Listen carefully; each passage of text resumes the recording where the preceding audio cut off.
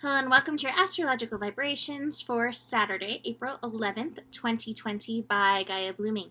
I am Mimi and our energy mantra for today is I am on the leading edge of the revolution. And today, oh my gosh, I cannot believe this. We are in our third evolution of Sun in Aries. Now it's weird because it's like March felt like it lasted so long and even April has felt like it's been so long, and yet Aries feels like it's moving by like really fast. Crack of the whip. Today, actually right now, as I'm recording this video, we are just about to have Mercury finish in Pisces. Woo! And begin a cycle in Aries. Now, Mercury moves fairly fast when direct. We had Mercury in Pisces from February till now. So that might have been part of like the slowness that we felt. And yet, now Mercury, now moving and cracking the whip, will only be in the sign of Aries through the 27th. Now, Mercury, the sign of communication, thought, mental energy, mindfulness even, listening, and technology. Mercury in the sign of Aries. Aries, the sign of action, passion, aggression, who we are. This energy might be weird, again, because right now the world is like not giving us too many forays for action. And what came to mind as I was thinking about this Mercury in Aries cycle is it almost feels like an athlete or a sports figure, or, I mean, a lot of people do this, a musician or whatever, kind of running plays, running lines, running those preparations in their mind before taking that action. I read something somewhere, an article about LL Cool J, or an interview with him one time, and he said how he uses his downtime to really align his mental energies with the actions that he's going to take, and align his mental energies with the dreams that he would like to pursue, running down a dream. If we are not able to fully take the actions that we want to take with this Aries energy, we have, another week? A little bit more of Sun in Aries, plus now Mercury in Aries, Chiron and Lilith in Aries, this strong Aries energy, plus Moon in Sagittarius right now. It wants an outlet. And there's the desire in the soul to walk or talk. And there's definitely that need that's coming up right now. But this is one way that we can prepare for it. And it's one way we can be on the leading edge of this revolution. Now, I'm not talking about not being actionable. Really align your physical actions with the world that we are building at this time. But in the places where you cannot take action, this feels like the time where you can line it up mentally. So even though you may feel that impatience, I want to go, I want to do this, I want to move, I want to groove, I want to take action, I want to create the new world, even though you may be feeling those things and feel blocked, this is where you can use this energy and you can line yourself up for walking that talk when the time is right. It's also kind of feels like a big cat preparing to pounce, and you know how they sit there and like adjust every little bone, joint, ligament so it's in perfect readiness, but that's not the word I want to use, but to spring to life, to spring into action when the time is right. It's that kind of energy. So do keep that in mind as the frustrations rise. This is where you can channel that energy that wants its place. That being said, Mercury will be at that 0 degree for a large part of the day.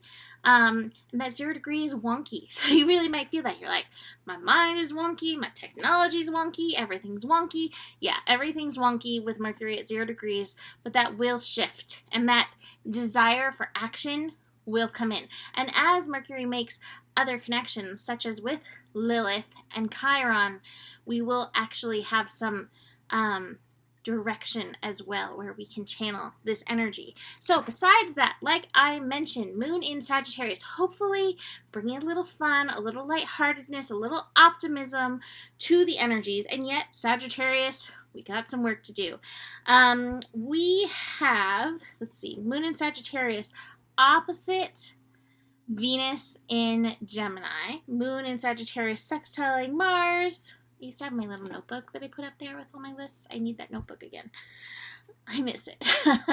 And moon squaring Neptune energy, plus a Mercury-Saturn sextile. That Mercury-Saturn sextile I actually want to speak about before the moon in Sagittarius. That moon sextile Saturn. Sextile is a helpful, they're working together kind of component.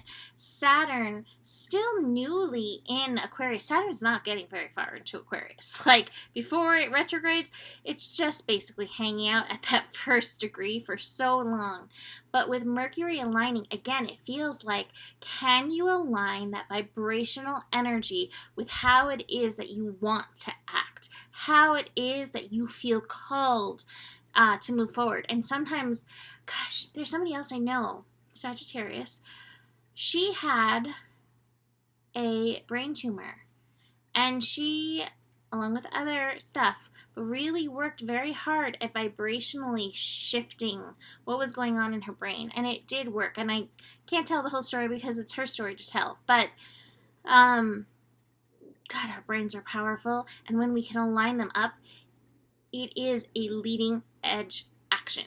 So just keep that in mind. Okay, so back to that moon in Sagittarius thing. Moon opposite Venus, along with Chiron still hanging out with Lilith. The yin may be feeling that pressure. What I think, it's interesting. God, I'm getting so many other people's things popping into my head. Do I want to say this? Yes. A friend texted me today that one of her companions said that men right now are having a hard time discerning the truth. And I said back, well, I think humans in general are having trouble discerning the truth right now. Mercury and Pisces energy, for sure. But I think we are so oversaturated, overstimulated, and we haven't taken the time to tune into that yin. That moon in Sagittarius is where we have to, again, accept the shadow that we do not know, and it's okay we do not know. I really love the Socratic method of, like, I do not know, please tell me. Like, please share with me. This is how we stay open to learning. Venus in Gemini wants us to stay open. The yin needs to stay open and receptive. It doesn't mean that you have to believe everything, but do keep your mind open to these energies, and don't block yourself out by saying, well, I know and it's not that, or I know and it is that.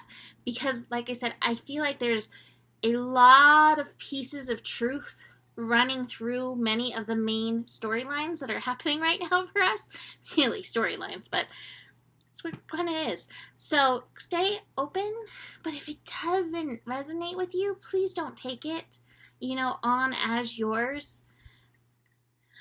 So that's what it's feeling like that. But it's feeling very stretchy in and through that. I also feel like there may be some worth stuff coming up with the not knowing.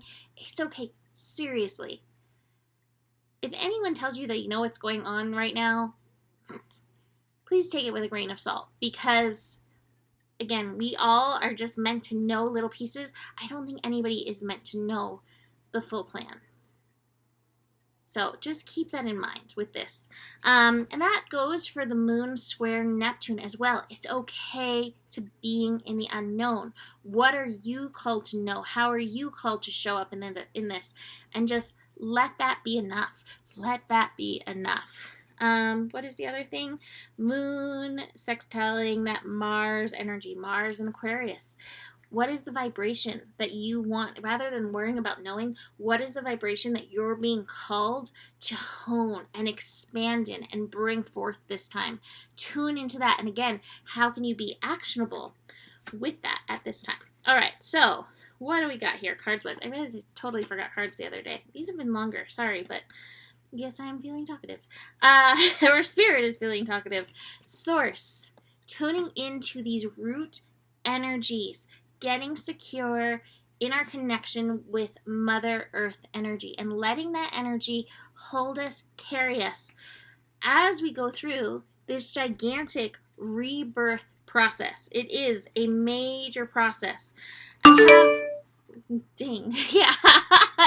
I don't know if you guys could hear that, but wow. I have the understanding card in reverse. In our impatience, we may not be feeling very understanding with other people going through their parts of this process. Remember, we're all processing this differently, and we all have different pieces to fulfill in this. So allow people to be in their space. And yet, what is your vision in this energy? Holding that vision. This is the Hangman card in traditional tarot. What is the perspective that you're being called to take at this time to find yourself in harmony with your spirit and your soul, your mind and your heart?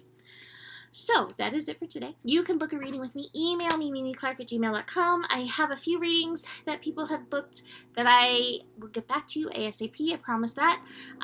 Besides that, the better it gets, the better it gets. There's more than enough love in the world for you, and you do have the power. Namaste.